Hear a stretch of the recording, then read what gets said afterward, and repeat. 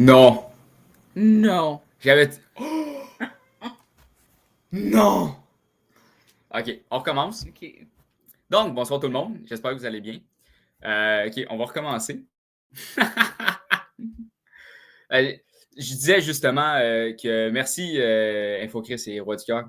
T'as censuré Yes, toi-même. merci. Ouais, je me suis auto-censuré. Je veux parler de censure aujourd'hui, mais je me suis auto-censuré. Écoutez, euh, c'est qu'aujourd'hui, aujourd'hui, je disais justement que j'étais fatigué, mais j'ai rien fait. J'ai rien fait de la journée. Je me suis reposé toute la journée, puis j'ai rien fait. Puis Andrea a travaillé, puis elle est plus en forme que moi. Fait que j'espère que vous êtes en forme, plus que moi ce soir. J'espère que vous allez bien. Bon, ok, le son il est correct, mais bon. Ouais. Alright, non, c'est ça que je veux dire. C'est que je veux parler d'un peu de censure ce soir, mais je veux pas parler de censure comme tout le monde en parle, c'est pas l'émission, là. Mais tout le monde parle de censure. Il y a énormément d'influenceurs qui vont parler de censure, comme quoi c'est négatif, comme quoi c'est, oh mon Dieu, on va perdre notre liberté d'expression. Puis oui, je veux dire, c'est négatif. Puis oui, je veux dire, on se fait censurer, puis on perd notre liberté d'expression. Puis tout ça, c'est vrai. Mais il y a tellement de monde qui parle de ça de façon négative puis anxiogène que je veux pas faire ça ce soir. Ce que j'ai envie de faire avec vous, c'est de montrer deux projets de loi. Un qui est en route d'être en application et l'autre, il est en application depuis, je crois que c'est 2023, si je ne me trompe pas. Je crois que c'est 2023. Et ce que ça fait, c'est que le gouvernement voulait, entre guillemets, bien faire les choses. Ils ne font jamais les choses bien. Mais ils mettaient la loi en place pour aider le peuple et tout. Puis finalement, ça l'a fini en censure. La première est bonne pour le peuple. Je veux dire, le gouvernement s'est tiré dans le pied avec la première loi que je vais vous montrer.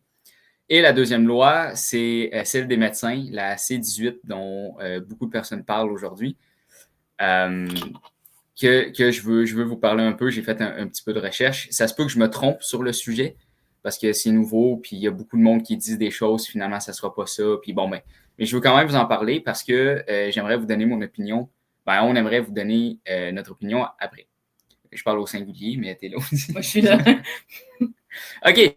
Donc, sans plus tarder, je vais partager mon écran. N'oublie pas de partager. Non, là, j'oublierai pas. Non. C'est là. Ouais. D'accord. Donc, c'est. Je ne veux pas vous lire ça, là, je vais juste vous montrer. C'est la loi sur les nouvelles en ligne. Ça, c'est le chien qui essaie de. Si vous avez entendu, c'est le chien qui essaie de rentrer dans la chambre. C'est la loi sur les nouvelles en ligne. Donc, ce que le gouvernement expliquait, c'est. Oh, Ouais, je vais essayer de okay, merci. tranquilliser. Ça va pas bien cet épisode-là, c'est merveilleux. En gros, ce que le gouvernement expliquait, c'est que les médias de masse voulaient, perdre de l'argent, puis ils sont en train de tomber. Puis le gouvernement, c'est le gouvernement qui voulait subventionner les médias parce que les médias comme TVA Nouvelles, Radio-Canada, etc., ce qui arrive, c'est que ils sont sur les plateformes de réseaux sociaux comme Facebook, Twitter, X, Twitter est devenu X, là, mais comme Instagram, etc. Et les plateformes de médias sociaux profitent du fait que les gens vont lire les nouvelles sur leur plateforme. Et donc, ça l'amène plus de gens, etc. Au lieu d'aller sur le site, exemple, de TVA Nouvelles directement, les gens vont sur Facebook pour lire, aller sur la page Facebook de TVA pour lire les nouvelles. Ce que le gouvernement s'est dit, c'est, si on fait payer aux médias, comme les plateformes de réseaux sociaux, un certain montant, comme les plateformes de médias sociaux vont s'entendre avec les médias de masse pour arriver à une entente économique où est-ce que les plateformes de réseaux sociaux vont donner un montant aux médias, puis ça va subvenir économiquement à nos médias. Ce qui est arrivé, c'est que Meta, donc Facebook et Instagram, ils ont dit non, on ne fera pas de deal avec vous autres, on ne veut pas vous donner une scène. Fait que c'est pour ça que nos médias, ils sont censurés sur Facebook et Instagram au Canada. Ça, c'est une loi canadienne. Donc, le gouvernement voulant bien faire, finalement, ça tourne. En tout cas, voulant bien faire, là, je veux dire, on s'entend qu'il n'y a rien de bon dans nos médias de masse, là, mais en voulant les garder en vie, il y a eu de la censure finalement, puis le gouvernement s'est tiré dans le pied avec ça, parce que sa seule source de propagande, en tout cas, sa plus grande source de propagande, vient d'être censurée à cause de leur propre loi. Puis là, ça fait depuis 2023 que c'est en vigueur. Ça n'a toujours pas été retiré. Fait I guess ça ne déplaît pas au gouvernement. Là, on peut rentrer dans des théories de Q, que les patriotes ont pris le contrôle de notre gouvernement et donc ça met des lois en place comme ça. Bon, il y en a qui ne croient pas beaucoup à ça. Moi, j'y crois, mais je ne veux pas rentrer là-dedans ce soir. Mais c'est ça. Fait que dans le fond, oui, c'est de la censure, mais c'est pas de la censure mauvaise, techniquement, pour le peuple. La deuxième loi, c'est C-18. Ça, c'est au Québec, donc c'est provincial. Je suis allé lire un peu sur je ne partagerai pas mon écran pour ça, là, parce que c'est pas nécessaire. Mais dans le fond, ce que prévoit la loi 2, c'est une rémunération liée à la performance. Donc, ça, c'est par rapport aux médecins, à la médecine. Donc, c'est une partie des salaires des médecins, environ 10% selon certains, sera liée à des cibles de performance définies par le gouvernement. Par exemple, voir 75% des patients aux urgences en moins de 90 minutes ou compléter 97% des chirurgies dans l'année suivant l'évaluation. Pour les médecins de famille, un modèle de capitation est prévu. Ils recevront un montant fixe par patient. Réduction de la rémunération de base pour les spécialistes. Donc, selon les sources, les spécialistes verront leur tarification de base réduite d'environ, 13% à partir de janvier 2026. Il y a ensuite un supplément collectif lié à des indicateurs de performance pour compenser une partie de cette baisse et des mesures contre les moyens de pression des médecins. Le projet interdit certaines actions concertées des médecins, par exemple, réduire ou ralentir leur activité en tant que moyen de protestation. En gros, ce que ça veut dire, c'est que le salaire de base des médecins va être réduit, puis ils vont avoir des tâches, là, comme des genres de groupes c'est pas des défis, là, mais comme de compétences à avoir. Puis s'ils réussissent, par exemple, à cocher la case, avoir 75% de leurs clients en 90 minutes, ben là, ils pourraient avoir une subvention de plus parce que, fait que là, compenser leur réduction de salaire, ce qui est complètement absurde.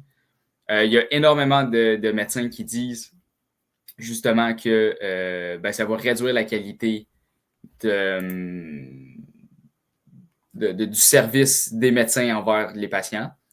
D'autres médecins paniquent parce que justement, ils n'ont aucun droit de protester. Donc, ça dit, c'est ça, mais exemple, engagement financier du gouvernement. Le gouvernement dit investir davantage pour améliorer l'accès aux soins, plus de salles d'opération, plus de professionnels dans les GMF, etc. Il y aura des développements budgétaires pour la rémunération des médecins, y compris pour la formation et l'enseignement des futurs médecins. Sauf que là, il y a énormément de médecins qui disent ouais, c'est parce que ça serait le fun d'avoir du personnel et de l'effectif avant ça. Parce que là, on va être basé sur notre performance, mais on n'a pas la capacité humaine de faire ce que le gouvernement demande. Ça va être le burn-out. Ça va être le burn-out total. Oui. Puis là, il y en a une couple qui veulent déjà démissionner. Déjà qu'on manque de médecins au Québec. Fait que c'est ça, les médecins sont inquiets pour la qualité des soins. Il y a une crainte d'un exode. Donc, certains médecins disent qu'ils pourraient quitter le Québec ou réduire leur pratique à cause de la dépression des sanctions. Liberté professionnelle, le Collège des médecins du Québec a demandé de mettre sur pause la loi, notamment à cause des cibles de performance et de mesures punitives. Puis là, en parlant de mesures punitives, c'est ça qu'on va aller voir là. Ça serait en vigueur dès janvier 2026. Et donc, la baisse de salaire prévue, c'est ça, c'est d'environ 13,04% de la rémunération de base, qui est le tarif habituel au 31 décembre 2025. En plus, il y aura un supplément collectif de 5 à 15% selon l'atteinte d'objectifs, c'est ça, des objectifs de performance fixés par la RAMQ et le groupe de médecins. Mais il y a certains spécialistes qui craignent des baisses beaucoup plus importantes, dont des médecins ont évoqué une baisse jusqu'à 40% de leur rémunération. 40%! C'est ridicule! Je ris parce que c'est absurde. Absurde! Les médecins ont-ils une autorisation légale pour protester contre la loi? Non. Non. La loi 2 interdit les actions concertées des médecins qui viseraient à protester, par exemple, ralentir le travail ou réduire les heures. Fait que si le médecin est fatigué, fuck it, il travaille pareil. Les contrevenants peuvent se voir imposer des amendes importantes. Un médecin pourrait payer jusqu'à 20 000 $ par jour s'il est jugé en action concertée. Il y en a au Canada Post qui savent pas protester chaque mois. Ouais, c'est ça. 20 000 $ par jour. La Fédération de médecins, groupe qui représente des médecins, pourra avoir aussi des sanctions jusqu'à 500 000 $ par jour pour des actions de protestation. Il y a aussi des dispositions de surveillance des médecins prévues dans la loi. Okay, ça, Dubé, il a dit non.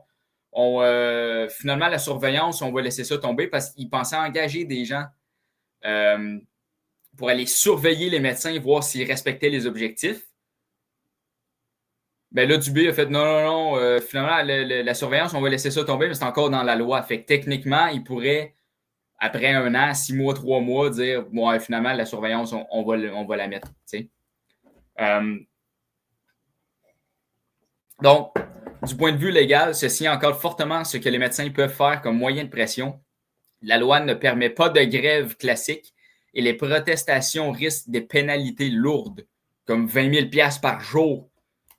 Puis en plus, j'avais lu, donne-moi 30 secondes. C'est où j'avais lu ça?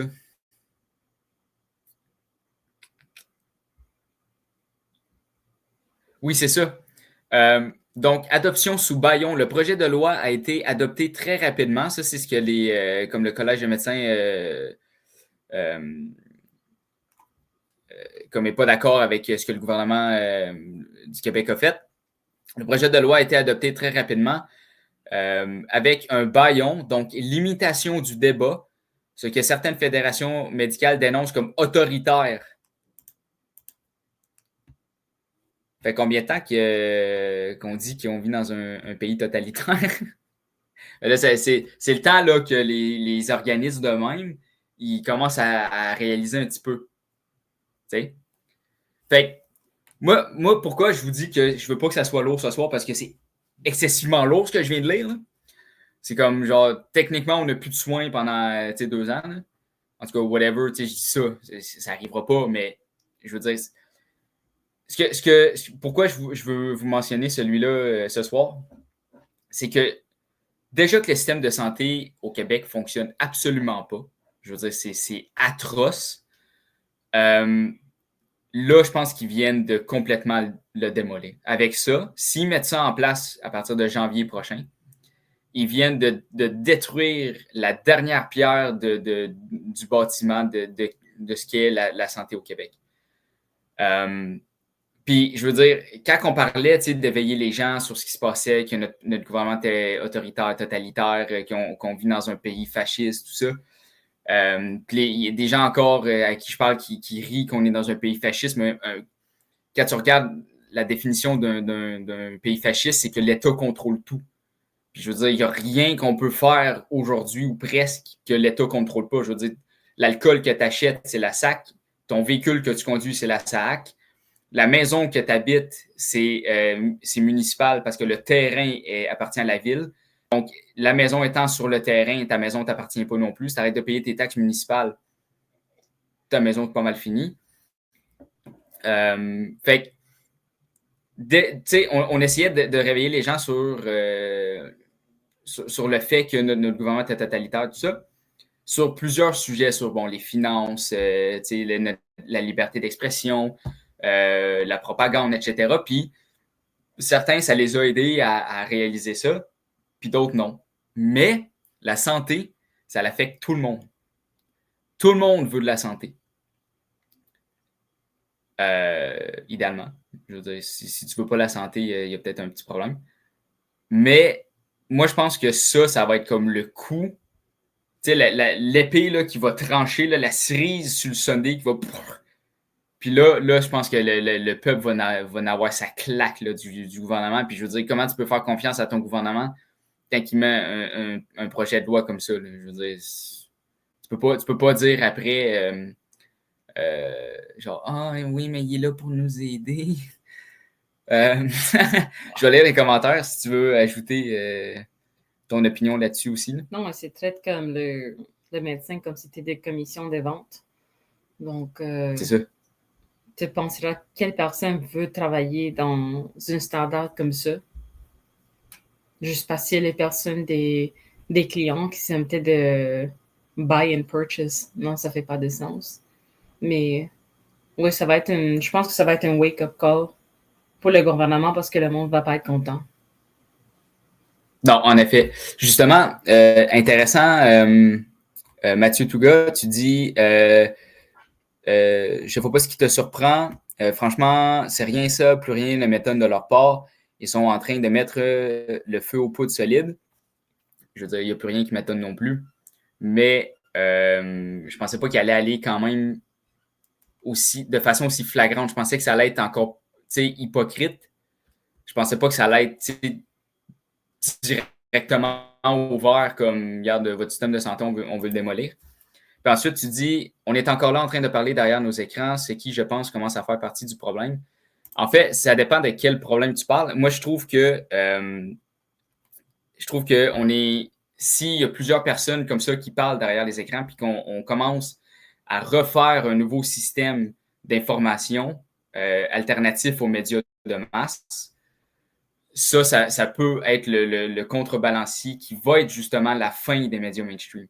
Puis quand ça va être la fin des médias mainstream de masse, justement, nous, on va prendre un peu d'ampleur. Puis ça serait justement le temps, si ça t'intéresse, Mathieu, tu pourrais commencer à faire ton podcast, peu importe là. Puis ça serait une opportunité justement parce que c'est important de partager l'information. C'est pas tout le monde qui a le temps de faire des recherches, qui a le temps d'aller chercher de l'information. Puis c'est le fun aussi des fois d'entendre une opinion soit un peu, je dirais pas contradictoire, mais alternative à la pensée populaire. Puis ça fait réfléchir d'entendre deux côtés qui se parlent. Donc, moi, je pense que c'est bénéfique justement qu'on fasse ça en ce moment. Non, c'est pas, inquiète-toi pas, Mathieu, c'est pas fataliste, pessimiste. Parce que je veux justement vous mentionner que il se passe dans le monde beaucoup de censure. Ça, la première partie, c'était juste ça. La première partie est terminée. Deuxième partie, ça va être super le fun. OK? Selon TVRA Nouvelles, c'est quoi? Ah, papa! Selon TVRA Nouvelles, 12 000 médecins se sont réunis au Centre Bell dimanche le 9 novembre et la facture pour la location est de 250 000 OK. C'est ça. Ce que je veux dire, c'est que dans notre population, pas dans la population, mais dans notre société, il y a énormément de censure, comme on a pu le voir. Mais ce que je peux remarquer aussi dans la population, c'est qu'il y a aussi beaucoup d'autocensure. Il y a beaucoup de personnes qui ont peur de penser telle chose parce qu'ils ne veulent pas sonner racistes, ils ne veulent pas sonner sexistes, ils ne veulent pas sonner transphobes, ils ne veulent pas sonner ci ou ça. On se censure avec tout le monde. Hein? On se censure avec tout le monde. Oui. Oui, puis... les amis, dans la famille, de travail, tout. C'est ça, comme si je m'en vais dans ma propre famille, que je ne vois plus depuis des années, mais si je m'en vais dans ma propre famille, je vais avoir de la misère à dire ce que je pense ouvertement. Non, c'est pas un aware de plus sur Internet, Mathieu, qui essaie d'informer. Tu peux. Si tu as une opinion à partager, partage-la. Justement, fais pas d'autocensure. T'es pas un nobody, un nowhere, man. T'es important dans la société, là. OK? Si on est... Ouais, si on était un, bon. Mais tu sais, mettons, il y aurait toi, il y a moi, il y a Alexis Cossette-Trudel, il y a Stéphane Blais, il y a Julie Lévesque, il y a... tu sais, après ça, t'as Théo Vox, t'as Lux Media, bon, t'en as plein, là, qui partent, là. Maintenant, on va faire une différence. Oui, on est tous des nowhere. Yeah, ben, je veux dire, on n'est pas connus, mais moi, je fais pas ça pour être connu. Je fais ça parce que j'ai envie de partager mon opinion. Fait que les gens qui m'aiment pas, ils m'écoutent pas, je m'en sac. Les gens qui m'aiment, ben, ils m'écoutent, puis tant mieux, puis on rit, puis on a du fun ensemble. Mais c'est ça, c'est que je remarque qu'il y a beaucoup de personnes qui s'auto-censurent. Attends, je vais aller. Il y a beaucoup de bruit. Et voilà. On a acheté une petite fontaine au Dollarama, mais je pense qu'on l'a allumée pendant des heures, puis là, elle fait plus de bruit que... C'est le Dollarama quand même. Donc, c'est ça. C'est un cadeau. Oui, merci pour ça. C'est un beau cadeau, je vais le rallumer tantôt. Il y a beaucoup d'autocensure. Puis, non seulement ça, mais il y a aussi beaucoup de personnes qui se disent « Ah, je réalise que le gouvernement nous a menti, je réalise que, exemple, le 11 septembre, c'est un coup d'État américain. Donc, je suis quelqu'un de réveillé, j'ai atteint l'illumination, puis je me ferai plus avoir par la propagande, rien de ça, je suis réveillé. » Ça marche pas de même, là. C'est pas... oui, t'as ça de réaliser. C'est génial. Mais ça prend plus que ça. Puis ce que j'ai envie de parler avec vous ce soir, c'est ma vision à moi, qui peut être complètement différente de la vôtre. Puis la vôtre n'est pas nécessairement mauvaise. La mienne n'est pas nécessairement bonne non plus. C'est chacun son interprétation. Par contre, j'ai envie de vous partager, moi, ce que j'ai réalisé, qui sont les 3 premières étapes à un éveil de la conscience. Puis, ils ont un ordre logique, ils ont une chronologie importante. Puis, je vais vous en parler. J'ai un petit schéma ici. En attendant, tu veux-tu parler de mentionner un peu genre la psychologie de la censure ou Honnêtement, non. Je pense qu'on a parlé bien de la censure. Ouais, c'était pas mal. Ça va être fun d'aller à la partie 2. Parfait. Ouais. Excellent. Donc, nos visages vont disparaître pendant un instant. Bam! J'ai fait... bon, OK, c'est pas le meilleur graphique. Puis il y a des fautes d'orthographe aussi. Ouais. J'ai fait ça en comme 3 minutes, là, vite fait, juste avant de lancer l'émission. Donc, si vous regardez la colonne de gauche, il y a le premier encadré, c'est l'auto-analyse. Puis, c'est vraiment la... C'est pas ça que je veux enlever, c'est ça. C'est vraiment la première étape des éveils, de l'éveil de la conscience, selon moi, parce que tout commence par l'auto-analyse. Si on n'est pas capable de se regarder, puis tu sais, comme un miroir, de voir qu'est-ce qu'on fait, puis de critiquer qu'est-ce qu'on fait, ça va être beaucoup plus difficile de faire les 2 prochaines étapes. Puis, je sais que, en tout cas, il y avait une étude là, qui disait qu'il y avait comme un certain pourcentage de la population qui était des NPC, là, comme des non-playable characters, comme dans les jeux vidéo. Donc, qui ne sont pas capables d'auto-analyse, qui ont pas de voix dans leur tête. Je ne sais pas si c'est vrai. Écoute, il y a bien des affaires dans même qui disent, puis finalement, c'est pas vrai. Mais en général, je connais, en tout cas dans ma famille, je connais beaucoup de gens qui l'auto-analysent, là, puis ça arrivera jamais dans leur vie. En tout cas, j'ai perdu confiance. Là. Puis, malheureusement, les gens dans ma famille, je dis pas que c'est la même chose pour tout le monde, mais je donne juste l'exemple personnel, mais les gens dans ma famille qui sont pas capables d'auto-analyse sont vraiment malheureux dans leur vie. Parce que si tu n'es pas capable de t'auto-analyser, de ça découle énormément de problèmes comme l'incohérence intellectuelle, la dissonance cognitive. Dissonance cognitive et incohérence intellectuelle, c'est relativement la même chose, mais de ça découle énormément de choses.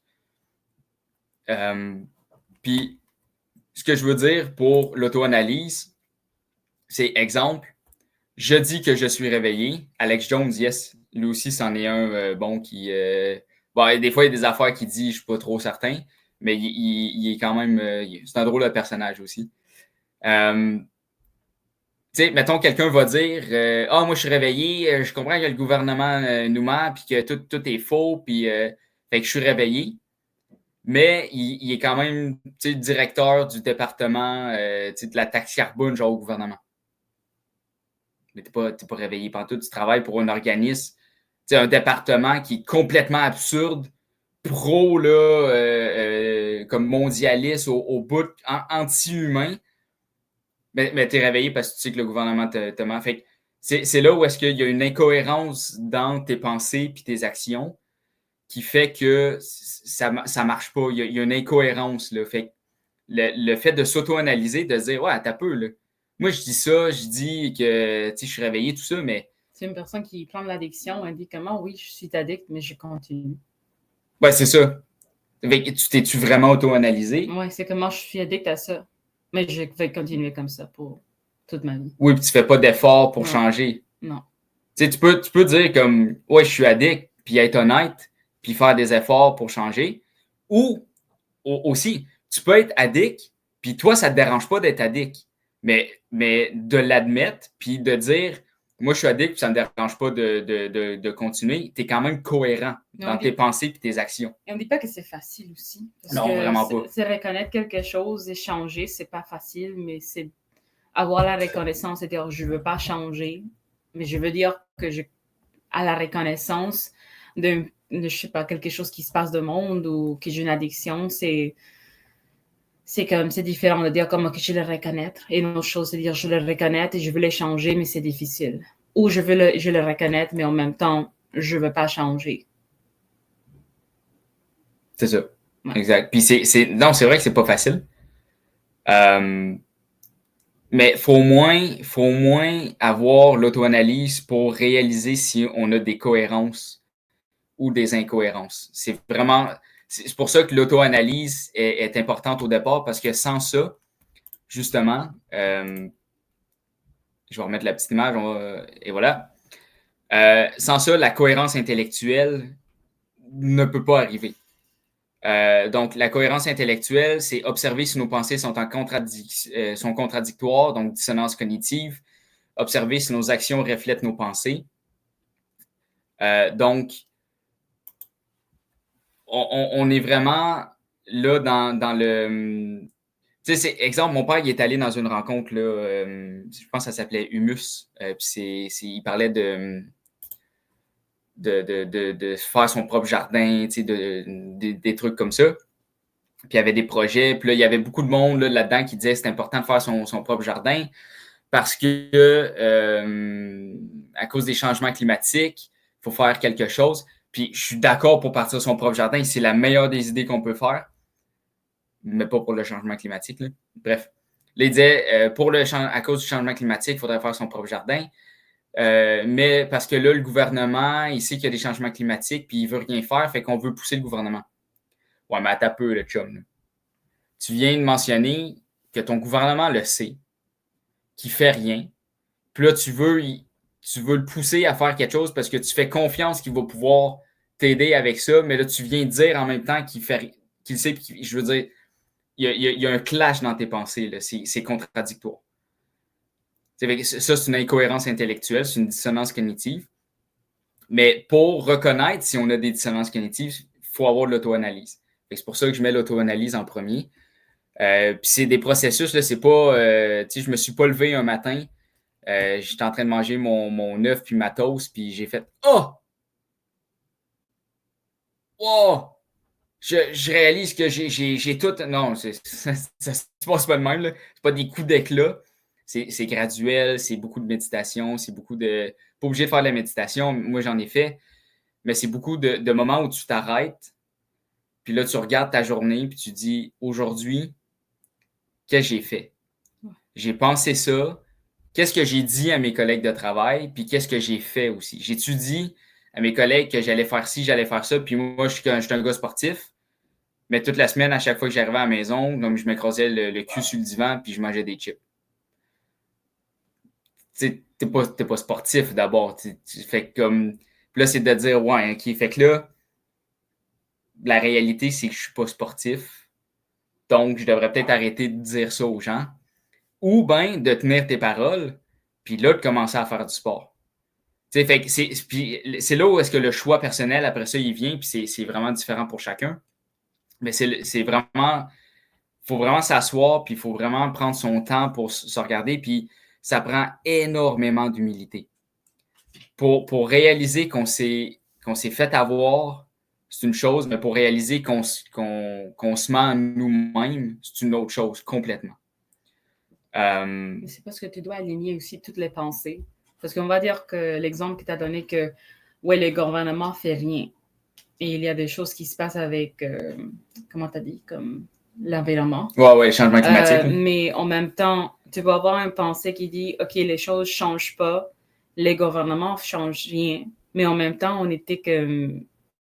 On pense vraiment toute notre vie que les personnes qui ont le pouvoir vont pouvoir nous aider à faire des changements. Donc, on a beaucoup de pensées qui peut-être sont pas comme alignées. Donc, en même temps, c'est difficile de dire comme, oui, peut-être on peut reconnaître que oui, le gouvernement ne change rien, mais on peut avoir beaucoup de pensées qui ne s'alignent pas. Donc, c'est de faire la réflexion et dire, OK, je dois aligner toutes mes pensées et au moins essayer et après ça, avancer. Donc, comme une personne qui est addict, peut-être il peut dire, ah oui, je suis addict à une substance et en même temps dire, OK, c'est pas bon pour la santé, mais ça m'a fait sentir bien émotionnellement. Mais aussi, c'est que j'ai pas de personne. Donc, il y a beaucoup de pensées qui s'alignent dans une manière négative qui aide pas de continuer. Donc, c'est aligner toutes tes pensées et reconnaître tous les patrons qui sont dans la tête. C'est pas juste une pensée de dire, OK, ça, c'est pas correct, mais tu as beaucoup de pensées dans la tête. Tu dois t'aligner complètement aussi ou au moins essayer. Oui, de remettre en question beaucoup des idées qu'on a eues. Puis ça va dans la même lignée que on a réalisé qu'on s'est fait avoir, tu sais, qu'il y a beaucoup de choses que notre gouvernement, puis je dis le gouvernement, les corporations, tu sais, il y a énormément d'organismes qui nous ont menti. Ah, salut Roi de cœur, bonne soirée. Mathieu Touga, je veux que l'émission soit fluide, fait que je vais aller lire tes commentaires après l'épisode, OK? Mais je t'oublie pas. C'est ça, c'est que on a déjà réalisé qu'on s'est fait avoir par notre gouvernement puis par plein d'autres organismes. Par contre, pas par contre, en fait, ça serait quoi de continuer justement dans cette lignée d'humilité-là où est-ce qu'on se dit, ouais, je me suis fait avoir, puis de faire ça à l'intérieur de soi aussi. Puis là, d'aller voir toutes les pensées qu'on a, en tout cas, tu sais, plusieurs, puis de se dire, celle-là, es-tu vraiment vraie aussi? Celle-là, es-tu alignée avec mes valeurs? Est-ce que celle-là, je me suis fait imposer, puis finalement, elle n'est pas vraie non plus? Tu sais, c'est là où est-ce que c'est vraiment un processus personnel, individuel, qui est différent à chacun, qui fait que graduellement, on est capable d'avoir une auto-analyse et là, éventuellement, on peut, avec l'auto-analyse, on peut éventuellement avoir une cohérence intellectuelle. Puis, moi, aujourd'hui, j'ai déjà fait le processus d'auto-analyse, mais à tous les jours, je finis mon travail ou je finis ma journée, puis juste avant de me coucher dans mon lit, ben, peut-être pas tous les jours, mais fréquemment, je me dis, OK, j'ai fait ci, j'ai fait ça, j'ai dit ci, j'ai dit ça. Est-ce qu'il y a des choses aujourd'hui que j'ai fait et que j'ai dit qui ont été contradictoires? Si oui, je me regarde, je me dis, OK, y a-t-il quelque chose que j'ai fait ou dit qui va à l'encontre de mes valeurs? Ou quelque chose qui j'ai été imposé, comme une façon de penser qui m'a été imposée. Comment je peux régler ça? Donc, c'est vraiment comme un processus qui est à vie, dans le fond. C'est pas on atteint l'illumination, puis là, tout d'un coup, on est immunisé à tout, là, puis on connaît tout. Puis c'est vraiment un processus de vie. Mais c'est ça, fait que c'est vraiment par étapes. Et justement pas pour finir, mais pour finir la troisième étape, c'est la reconnaissance des schémas. Et donc, observer des patterns répétitifs dans la société, reconnaître les expériences sociales. Et donc, si on s'analyse soi-même, on a une cohérence intellectuelle, donc on n'a pas vraiment d'idées, peut-être une, mais on n'a plus genre l'intégralité de nos pensées qui se contredisent. Parce que oui, il y a des gens que l'intégralité de leurs pensées se contredisent. J'en ai dans ma famille, puis c'est... Et ta famille aujourd'hui? Ouais, je sais. Mais j'ai travaillé fort pour m'en sortir aussi, parce qu'ils ont eu beaucoup d'impact sur mes parents puis moi. Bref, puis je parle pas de mes parents. Là. Mes parents, eux autres sont good. Je parle excellent. Je parle du reste. Mais ce que je veux dire, c'est ça. C'est que auto-analyse, après ça, cohérence intellectuelle. Puis là, quand on est clair dans nos pensées, ensuite, on peut voir dans la société des choses qui se répètent. Je donne un exemple, que tout le monde va pouvoir se relier puis comprendre. La COVID. Bon, ben, ils ont voulu limiter nos déplacements parce qu'il y avait un virus. L'environnement, ils veulent limiter nos déplacements parce que on produit trop de carbone. La COVID, ils nous ont masqués, puis ils nous ont censurés, puis parce qu'on faisait de la désinformation sur le taux de mortalité, etc.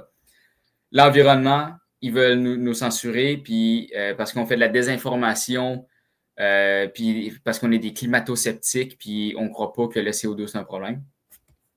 T'sais, la COVID, ils ont mis des mesures liberticides, non seulement de déplacement, mais dans les magasins, tu n'avais pas le droit de toucher ci, tu n'avais pas le droit de toucher ça. Ben là, avec l'environnement, tu as la taxe carbone, tu as des ingrédients qui veulent enlever, tu as des taxations sur plus de produits, tu as des limitations parce que là, ça commence à trop... cet aliment-là produit trop de carbone, donc on va l'éliminer des étagères. Tu sais, fait qu'il y a vraiment une similarité entre les deux. Donc, tu reconnais le schéma COVID, tu reconnais le schéma environnement, puis tu te dis, OK, c'est juste la même chose qui répète. Parce que le gouvernement, il se fera pas chier, là, on s'entend. Il réinventera pas une recette gagnante. Puis ça marche, ces recettes-là. Fait que, une fois qu'on reconnaît les schémas, on est capable de voir après que, OK, ça se répète, là, t'as peu. Là, fait que c'est aussi probablement que c'est de la merde, parce que l'autre, c'était de la merde, puis c'était des mensonges. Fait que probablement que ça aussi, c'en est. Fait que c'est vraiment les 3 étapes que j'avais remarquées de l'éveil de la conscience. Puis je veux revenir justement parce que j'ai marqué dans la société comment chaque chose peut nous aider, soi-même et dans la société. Et donc, l'auto-analyse, bon ben, ça fait de quelqu'un qui est vrai et authentique, quelqu'un qui est capable de s'auto-analyser. C'est quelqu'un qui va avoir beaucoup d'humilité puis qui n'aura pas peur de dire ouais, ça, je me suis trompé, désolé, je t'ai dit ça, c'était pas correct, j'ai été méchant pour rien, ou excuse-moi, patron, j'ai vraiment merdé, là, comme, tu peux-tu m'aider ou tu peux-tu m'envoyer de l'aide parce que là, il faut que je répare ma gaffe. Tu vas prendre la responsabilité parce que tu vas réaliser que c'est toi, dans le fond, qui as fait une erreur. Puis aussi, c'est une chose que beaucoup de gens ont de la misère à accepter, mais je dirais la totalité ou presque la totalité de notre misère dans le monde, presque la totalité de notre misère, de notre malheur, de tout ce qui se passe de négatif dans notre vie, c'est nous. C'est de notre faute. Parce que c'est pas ce qui se passe dans ta vie, c'est comment tu réagis à ce qui se passe dans ta vie. Puis souvent, on va rester dans des vieilles histoires, on va revenir dans le passé, où on va prendre mal des événements, on va s'attacher à notre plan. Moi, je travaille encore très fort là-dessus. moi, quand je fais un plan dans ma tête, j'ai de la misère, quand le plan change, la dernière minute, j'ai de la misère à décrocher du plan. Là. Fait que là, ça me frustre. Puis là, je viens comme un peu marabout, tout ça, mais dans le fond, mon malheur, c'est que je me le cause à moi-même. C'est pas que le plan a été changé.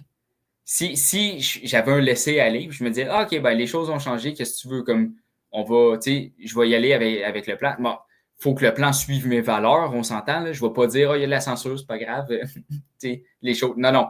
Je veux dire, il faut que ça aille comme, tu sais, dans le même sens que tes valeurs puis tes principes. Mais si, tu sais, c'est juste, mettons, j'ai pas l'auto, j'ai une ride à la place de quelqu'un, puis elle va venir me chercher plus tard au lieu que je revienne moi-même à la maison. Je veux dire, ça change rien. Là, si je suis pas en train de me faire enlever des droits, ça, il faut que j'apprenne à décrocher. Tu vois? Ça, c'est vraiment quelque chose que j'ai un problème. Puis ça me crée du malheur pendant 20-30 minutes dans ma journée pour absolument rien. Mais je me le cause à moi-même. Mais tu as réflexionné.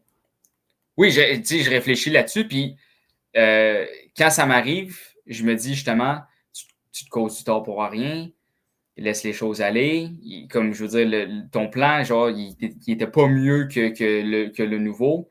Puis genre, tout va bien aller, puis c'est correct. Puis mettons, tu verras juste tes parents une heure de moins, ou tu sais, c'est comme, ça change rien, là, je vais pouvoir les voir demain, là, après. Comme, fait tu sais, faut vraiment que je me parle, puis que, en tout cas. Mais pour ça, on a besoin justement d'auto-analyse.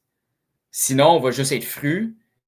Puis là, si on n'a pas d'auto-analyse, puis on ne réalise pas que c'est de notre faute, là, on va dire, ah, si, tout le temps, les plans, ils changent, puis là, le monde me fait chier, puis là, le gouvernement, il fait ci, puis là, c'est ça, puis là, puis on blâme tout le temps les autres pour notre malheur, quand que, en réalité, ben, c'est nous. Donc, ça augmente l'estime de soi, justement, comme j'ai mentionné. Je t'en ai encadré là, en haut à droite, là, le vrai authentique. Ça augmente l'estime de soi, justement, où est-ce que, comme j'ai mentionné, que je vais voir ma boss des fois, puis je me dis, hey boss, tu m'as demandé de faire des muffins sans gluten comme à framboise, puis avec gluten au citron, puis j'ai fait l'inverse. Je veux dire, c'est pas grave comme erreur. Mais j'ai quand même l'humilité d'aller le mentionner. Puis d'aller directement au patron puis dire écoute, regarde, c'est mon erreur, y a-t-il quelque chose que je peux faire ou c'est correct qu'on le laisse de même, puis sinon, regarde, je vais le refaire, c'est pas grave. Tu sais, je vais payer pour ou whatever, tu sais. Fait que ça augmente l'estime de soi, ça élimine le stress des mensonges parce que quand on va s'auto-analyser, des fois, on va réaliser que oui, on dit des mensonges, là, c'est pas vrai pour tout. Mais on va dire, ouais, mais c'est le même, puis c'est ça que je pensais dans le temps, puis là, après ça, quelqu'un te revient après, puis il dit, ah, ouais, mais quand tu m'as dit ça, là, c'était pas vrai, puis là, ben ouais, mais dans le temps, c'était vrai, puis... tu sais, on relâche la pression, on se dit, oui, je me suis trompé, c'est vrai. Écoute, quand je t'ai dit ça, c'était pas vrai pantoute, puis regarde, là, je sais que maintenant que ce que tu me dis, c'est vrai, c'est correct, tu sais. So, ça relâche du stress.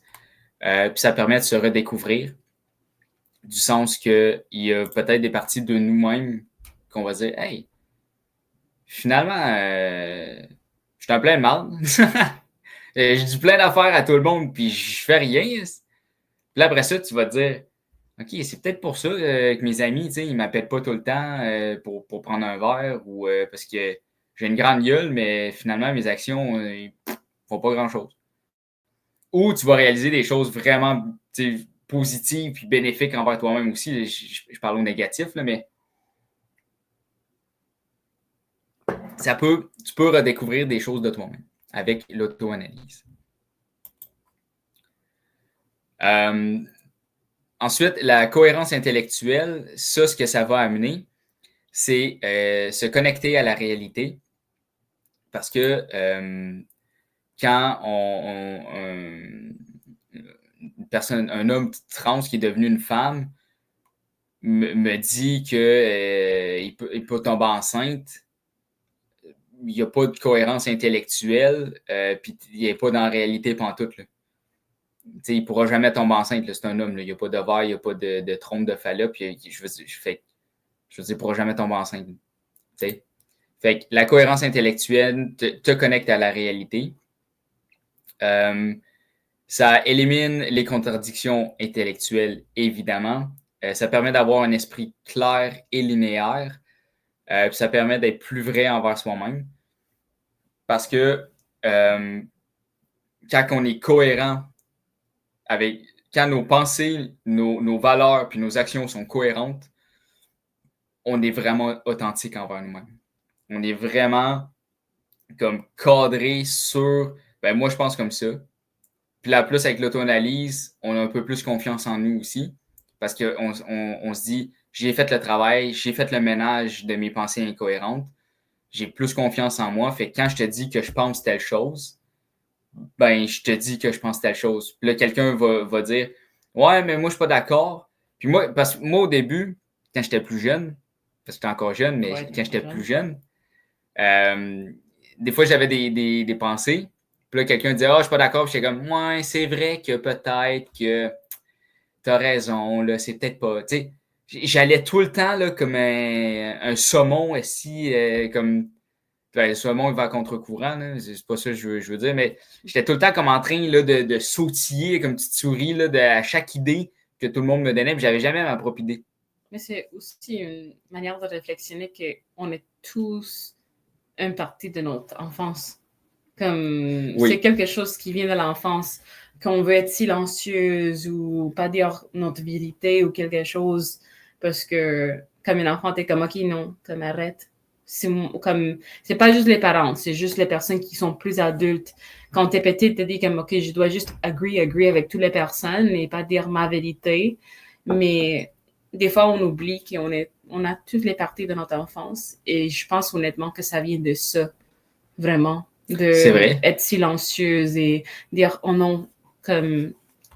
si une personne même te dit comme, est-ce que tu as déjà vu cette émission? Tu as plus la tendance de dire, oui que non. Même si tu n'as pas vu. Même si là, c'est vrai. Ou cette film, oui, c'est dans ma liste.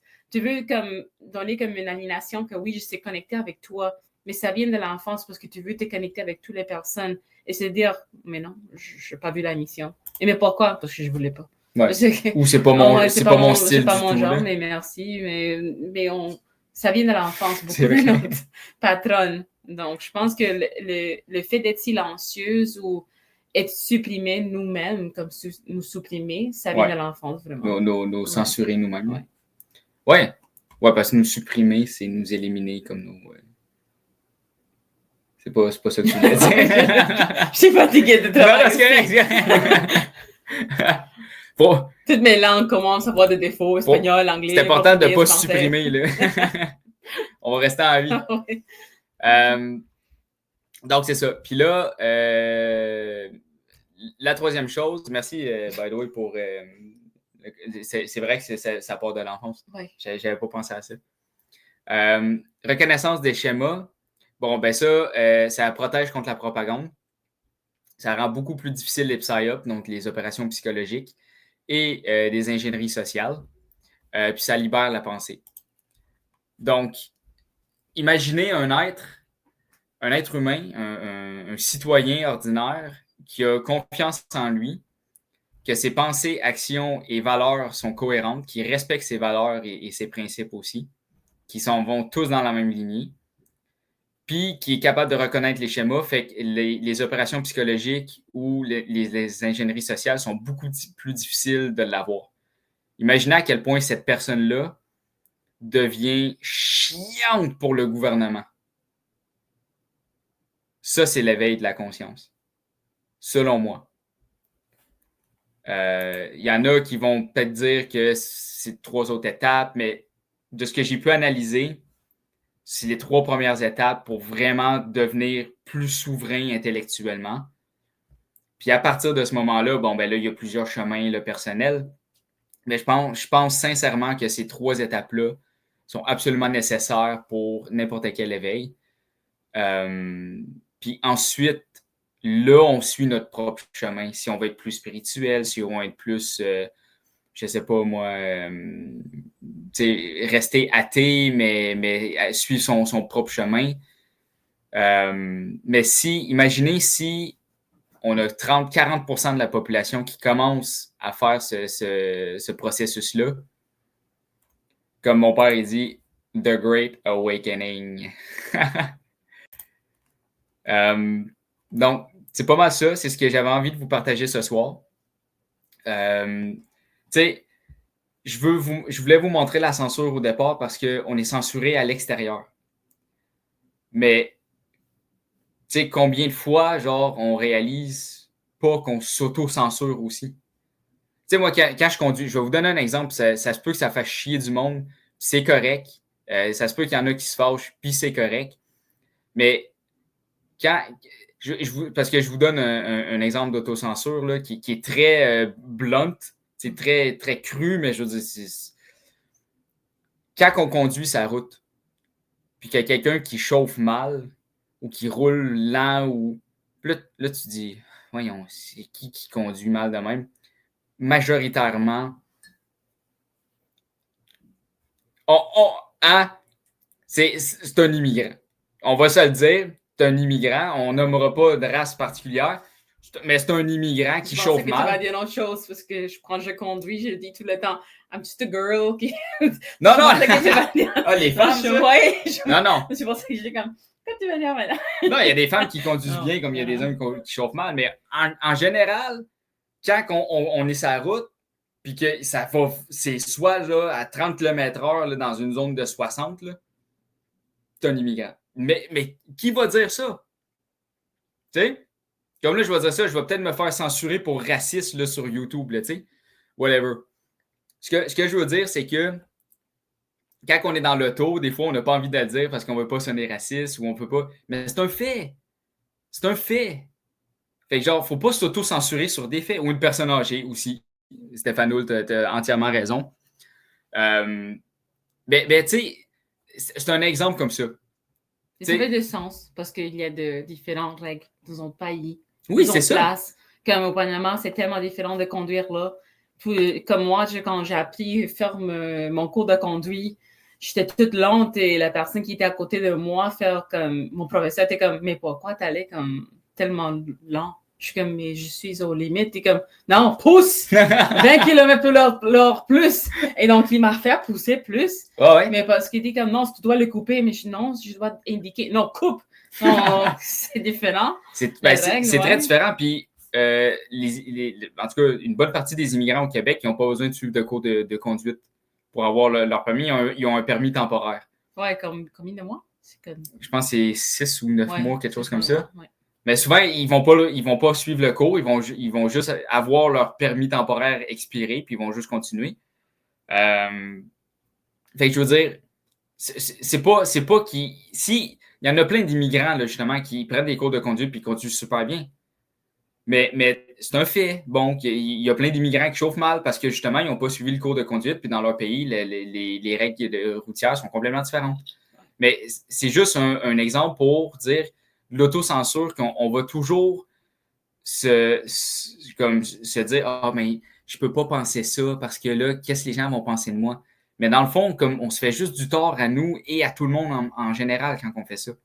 Tu sais, je suis d'accord de ne pas dire absolument tout ce que tu penses. Tu peux le penser, tu n'es pas obligé de le dire.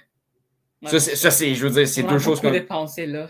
Ouais, mais il y a des gens qui vont même se censurer la pensée. Ah, je peux pas penser ça. Puis ils vont changer de sujet. Non, tu as le droit d'y penser. Tu as le droit de penser ce que tu veux. Tu as le droit de penser à des trucs racistes, des trucs sexistes. Fais juste pas le dire. Tu sais? Comme, garde-toi une carrure professionnelle. Parce que là, toutes tes pensées intrusives. Ça dit comme ça? Ouais, pensée intrusive. Ouais, c'est ça. C'est ça, tu sais. Louis Quentin qui dit « J'avoue que plusieurs immigrants conduisent dangereusement. » Oui, je veux dire, c'est un fait. Tu sais? Mais il y a plein de Québécois qui conduisent dangereusement aussi. Là, tu sais, c'est un fait, ça aussi. Donc, tu sais ce que je voulais vous mentionner. Parce que je trouvais ça important parce que je veux que les gens continuent à prendre soin d'eux puis à travailler sur eux-mêmes. Je veux pas que quelqu'un pense il peut penser ce qu'il veut, là. Mais ça serait dommage que quelqu'un pense, justement, « Ah, le gouvernement m'a menti, donc je suis réveillé, j'ai plus besoin de travailler sur moi-même. » Non, il y a tellement de progrès que tu peux faire, il y a tellement d'évolution que tu peux faire. Combien de fonctionnaires à qui j'ai parlé, puis que je leur dis, qu'est-ce que tu aimes faire dans la vie? Puis, bah, je sais pas, moi, je vais me lire, là.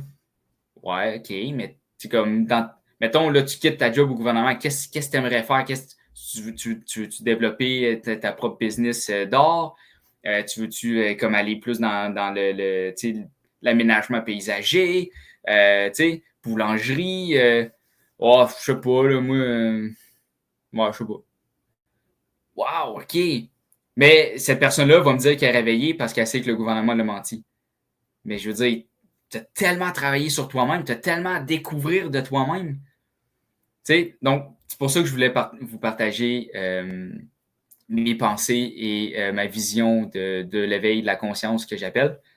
Ils se mettent en quotation que c'est pas d'arriver à la perfection parce que peut-être ça va être fatigant. On est comme, je suis fatiguée, donc je vais juste comme régresser, retourner à faire les choses que je faisais avant.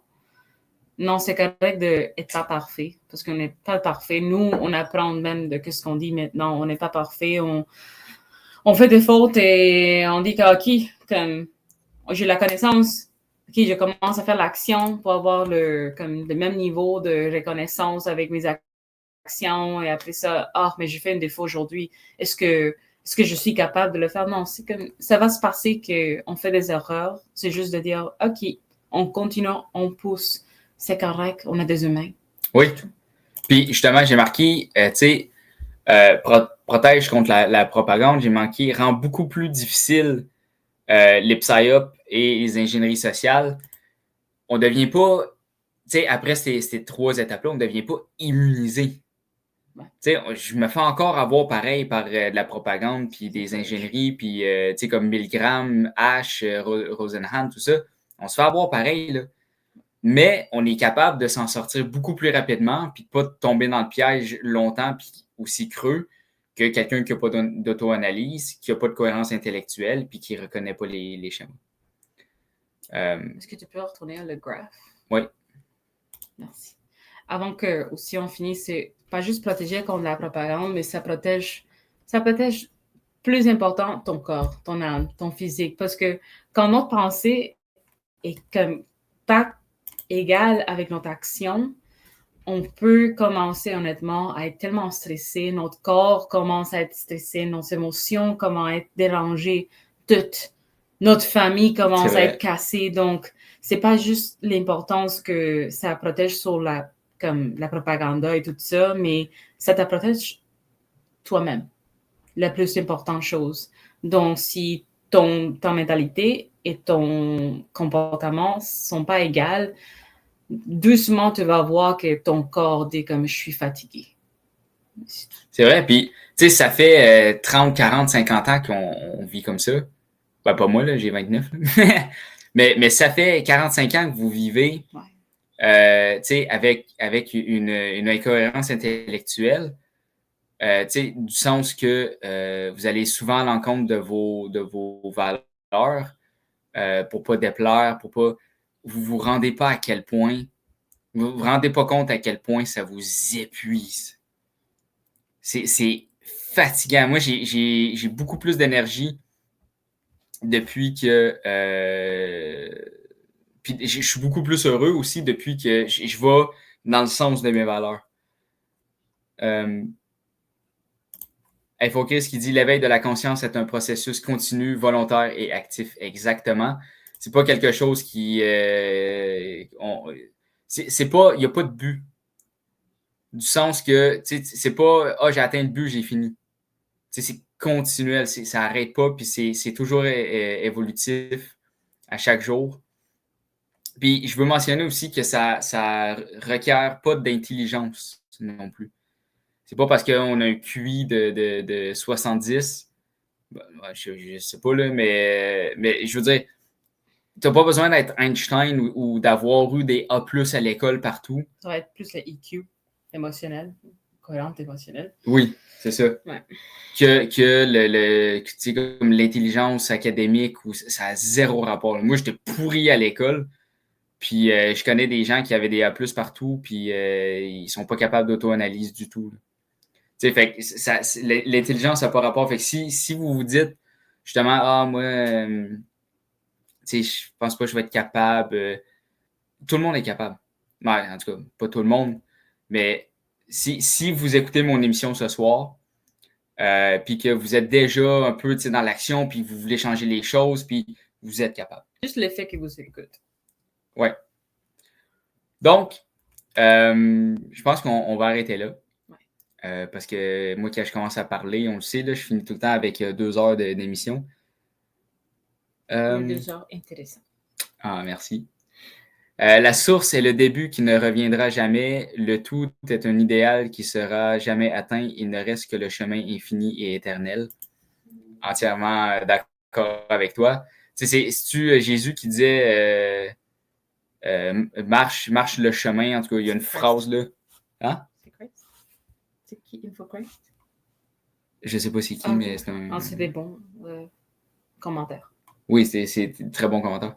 Mais c'est ça, j'ai pas lu la Bible, là, fait que je sais pas, là, mais tu sais, c'est comme marche le chemin, Jésus te guidera, il va te guider à suivre le chemin, etc. Tu sais, c'est dans le fond, en gros, ce que Jésus il disait, c'est pas il va marcher le chemin à ta place, là. Il va te guider, oui, mais il faut que tu le marches toi-même, le chemin. Ça prend de la détermination. Dans le fond, ça prend pas d'intelligence, ça prend de la détermination et de la volonté. C'est ce que je dirais. Puis oui, ça prend. Il y a un article de TVA Nouvelles qui avait dit que la réfléchir, c'était épuisant. Puis je pense que c'est le seul article que je suis d'accord avec TVA Nouvelles. Ben, c'est vrai, pour vrai, comme réfléchir, tu sais, de vraiment réfléchir, là, de prendre un sujet un soir, là, qu'on n'a aucune idée c'est quoi ce sujet-là, puis d'essayer de comprendre le sujet, puis d'essayer tu sais, exemple, la géopolitique, là, je suis pas un génie en géopolitique du tout, là. Je suis même pourri, là. Mais là, d'essayer de comprendre, mettons, OK, il se passe ça en Pologne, il se passe ça en France, il se passe ça au Canada, il se passe ça aux États-Unis, y a-tu un lien? Puis là, même si t'arrives à rien, c'est pas grave, mais d'essayer de trouver un lien, puis de trouver les schémas qui se répètent, puis de trouver des incohérences dans les dialogues, puis les si, puis c'est le fun. Moi, ça m'amuse au bout. Mais après 2 heures, là, je suis complètement claqué. Là, j'ai le cerveau en compote. Puis, oui, c'est épuisant. Oui, ça demande de la volonté. Comme, est-ce que ça me tente de méditer 10 minutes à tous les jours? Non. Non. Non, vraiment pas. Est-ce que je le fais? Pas tous les jours. Moi, je le fais maintenant, j'étais comme, je veux pas. Et après ça m'a aidé. Mais avant, j'étais comme, non, je peux pas le faire. C'est ça. Tu sais, vous n'êtes pas obligé de 10 minutes. Là, 5 minutes aussi de méditation, c'est assez par jour. Mais des fois, c'est de se forcer à faire des choses qu'on ne veut pas ou qu'on n'aime pas. C'est dire que c'est correct qu'on n'aime pas. Comme un exemple, c'est que dire comme, je veux être plus actif. Un exemple, moi-même. Je veux être plus actif. Mais en même temps, le fait de s'élever, faire l'exercice, c'est comme, je suis fatiguée. C'est correct de penser ça. C'est le fait que tu le fais et que ça t'a fait sentir bien ou ça dépend de ce que tu aimes, comme il aime rock climbing. Oui, l'escalade. L'escalade, moi j'aime les arts martiaux. Ça dépend de ta préférence, mais c'est correct de dire mes pensées sont pas alignées de ce que je veux. Mais c'est correct parce que c'est notre corps qui parle. C'est juste que nous, on doit pousser. Notre corps et notre tête, notre âme doivent pousser. Parce que des fois, le corps, ça ne va pas aligner avec notre pensée aussi. Donc, c'est un travail aussi. Pas juste les pensées, mais c'est que si on attend que notre corps, notre pensée, notre cœur, notre âme, tout est balancé pour commencer à faire des actions, on va attendre toute la vie. Oui, c'est vrai. C'est correct de se pas sentir bien. C'est vrai. Monica, c'est pas grave de dépasser le temps, c'est exactement ce que Stéphane Blais a fait. Son zoom de mardi soir était tellement long. C'était-tu intéressant au moins, Monica? C'est pour ça que j'ai commencé à rire. J'espère que c'était au moins intéressant. Ouais. Mais Louis Quentin, lève-toi et le ciel t'aidera. Exactement. Puis ça revient à dire aussi que j'avais mentionné quand j'avais fait l'épisode sur ma conférence sur la loi naturelle, que on a tous une trinité à l'intérieur de soi. Si tu as un âme, tu as une trinité. Et la trinité, bon, tu vas avoir les deux masculins et le féminin. Parce que pourquoi deux masculins et un féminin? C'est parce que l'intellect est souvent représenté du point de vue masculin. Puis quand je dis masculin, c'est pas le sexe ou le genre, là, c'est vraiment comme l'aspect masculin. Le cœur, donc la passion, l'empathie, tout ça, l'intuition, c'est la femme, donc l'aspect féminin. Et l'action, c'est l'homme. Et si on regarde la grande majorité des religions dans le monde, il va toujours avoir un père, une mère et un fils. Ouais. C'est rare qu'on va voir, même en Égypte, c'est rare qu'on va voir un père, une mère et une fille. Parce que, justement, tu as les deux aspects masculins et l'aspect féminin. Et c'est une trinité parce que tu peux pas avoir de fils sans voir les parents. Puis les parents, dans le fond, leur rôle, c'est d'avoir un enfant. Donc, le trio va ensemble. Et dans ma conférence, j'expliquais que, dans le fond, le cœur est en premier parce que pour pouvoir penser à quelque chose, pour pouvoir prendre le temps puis la volonté de réfléchir à quelque chose, mettons un projet, ben, il faut avoir la passion de ce projet-là en partant. Donc, c'est toujours la passion, l'intuition, l'empathie qui va fonctionner. Donc, est-ce que j'aime faire quelque chose? Est-ce que j'ai une passion pour, exemple, des biscuits pour chiens? Oui. OK, là, je vais réfléchir. Donc, l'intellect va embarquer à savoir comment je mets ça en action, comment je vais procéder, comment je vais tout mettre en règle. Et ensuite, on va aller dans l'action qui est le ventre, qui est les guts. Tu sais, comme quand tu as des guts, là, tu sais, l'expression anglaise. Donc, c'est le courage, c'est l'action, le courage, la mise en place de ce que le cœur et l'intellect. Et donc, c'est pour ça que ça représente l'enfant, parce que c'est la passion et l'intellect, dans le fond, la façon de fonctionner avec la passion qui fait que les parents ont un enfant. Donc, ça fait en sorte qu'ils rentrent en action pour faire un enfant. Donc, c'est pour ça que l'enfant est l'action. Mais on a tous ça à l'intérieur de nous, puis c'est important de revenir à cette source-là aussi, d'aller chercher vraiment qu'est-ce qui nous passionne le plus. Puis oui, c'est important de faire des choses qu'on n'aime pas ou qu'on veut pas, mais des choses bénéfiques. Tu sais, est-ce que c'est correct d'aller à un travail que tu n'aimes pas toute ta vie? Non. Tu l'aimes pas, ce travail-là. Ça va te détruire. Tu vas travailler pour quoi? Genre, atteindre 65 ans pour prendre ta retraite puis mourir un an après d'une crise cardiaque.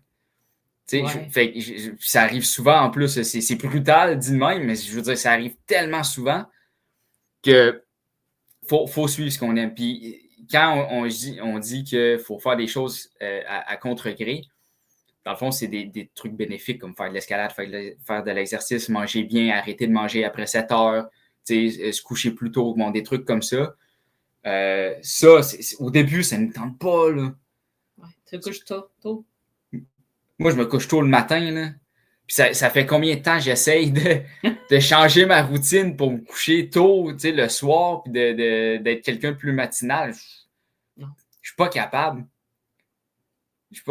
Pour vrai, puis ça, j'ai l'humilité de dire que je fais pas assez d'efforts pour ça. Je devrais vraiment me forcer à me coucher plus tôt. Puis je suis vraiment un lâche là-dedans, puis j'ai pas peur de le dire. Mais bref, tu sais, fait déjà là, je le reconnais que je suis lâche là-dedans, fait que, tu sais, je le prends un peu moins mal. Là. Mais en plus, je travaille dans un café tu sais, à 8 h le matin. Fait que des fois, quand je me couche à 2-3 heures, ça commence à être off la journée. Mais tu as le café là-bas. Moi, c'est un café. Fait que ouais. J'ai accès au café direct. Là. Bon. Tu voulais-tu rajouter quelque chose? La seule chose pour quand même penser de réfléchir sur... juste penser pourquoi on se censure. Et c'est juste de retourner penser qu'est-ce qui se passait quand j'étais un enfant, peut-être. Et l'adolescente aussi. Ou des expériences négatives comme une adulte. Parce que pas toutes les personnes se censurent. C'est spécifiquement oui, on a survécu la situation avec la pandémie, donc ça affectait tout le monde. Mais avant ça, si tu avais des comportements d'être silencieuse parce que tu voulais pas faire blesser quelqu'un, moi, j'avais ce problème-là. Et j'ai encore ce problème-là. Des fois, je suis comme, ah, mais je veux pas dire quelque chose parce que ça va blesser. Je veux. Donc, oui. Ouais. Puis, je vais terminer dans le fond en disant, dans le fond, ça serait vraiment de retourner aux sources. Tu sais, Patrick Burenchenas, un alchimiste moderne français que j'écoute, il explique que retourner aux sources, dans le fond, c'est que la vie est un chemin. La vie, on est et ensuite on suit le chemin de notre vie. Et de retourner aux sources, dans le fond, c'est de se revirer et de revenir à notre enfance parce que c'est notre source. Donc, revenir aux sources, c'est vraiment de retourner à son enfance où les problèmes ont commencé, où est-ce que l'autocensure a commencé. Puis c'est souvent, on va réaliser que ça va pas mal tout le temps de là. Ouais. C'est ça. C'est rare que tout va bien, puis là, il se passe quelque chose dans ta vie, puis là, tout d'un coup, ça va mal. Si ça va mal, si ça allait bien, puis là, ça va mal, souvent, c'est parce que ça vient de réveiller une partie de ton enfance que tu avais oubliée volontairement. Parce que des fois, le cerveau fait ça pour se protéger. Puis là, c'est de retourner à tes sources pour essayer de régler ce problème-là. Donc, sur ce, je vous souhaite une excellente soirée. Ayez la paix intérieure, soyez heureux, je vous aime. Et un petit mot de la fin. On vous aime. On vous aime. Je vous revois mercredi prochain. Au revoir.